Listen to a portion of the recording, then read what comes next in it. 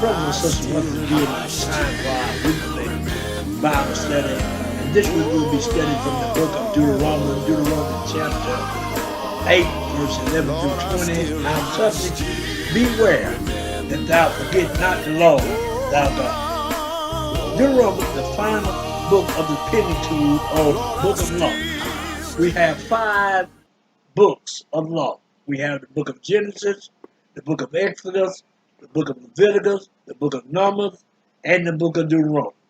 Deuteronomy means second law or law repeated. Deuteronomy is essentially Moses' farewell address to a new generation.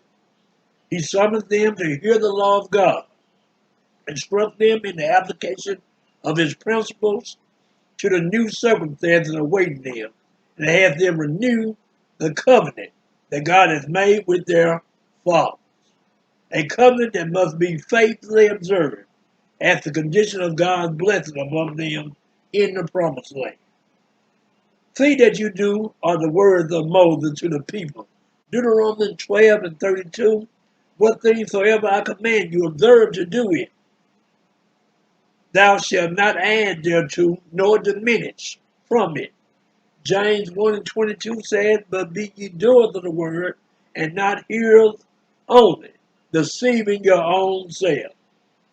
The book of Deuteronomy shows the blessing of obedience and the curse of disobedience.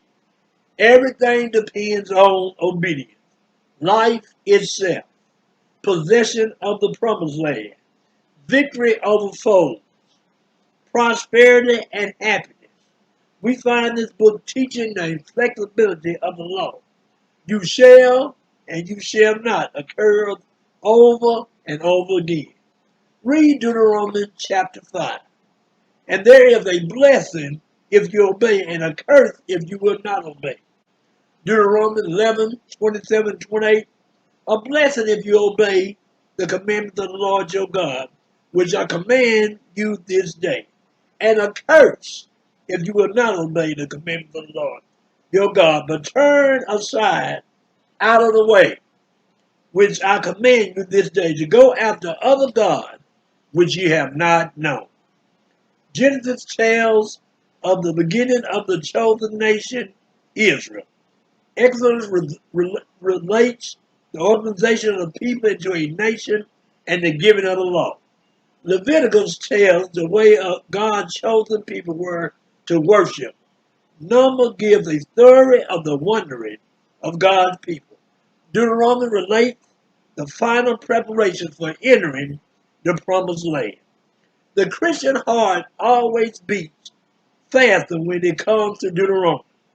For this book was a favorite with our Savior, Jesus, who quoted from this book when he was tempted in the wilderness by his adversary, the devil.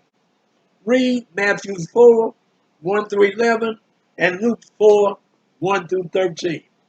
The following passage were the weapon with which he repelled the tempter.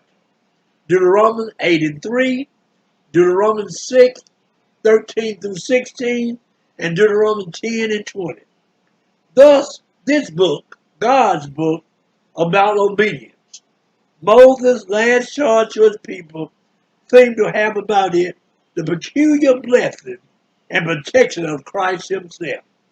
Jesus even took Deuteronomy as his code of conduct. Luke 4, 4, Luke 4 and 4, and Luke 8 and 12.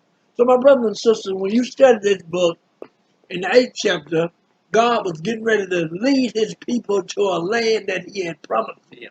Their promised land was Canaan, and our promised land is heaven. In order to make it to heaven, we must be just like the children of Israel. We must be obedient to our God.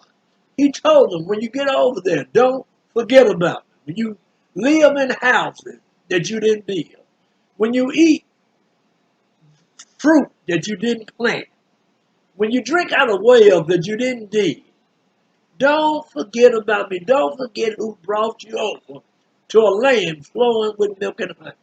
And even in this uncertain time now, I can still hear God saying to us, don't forget about me.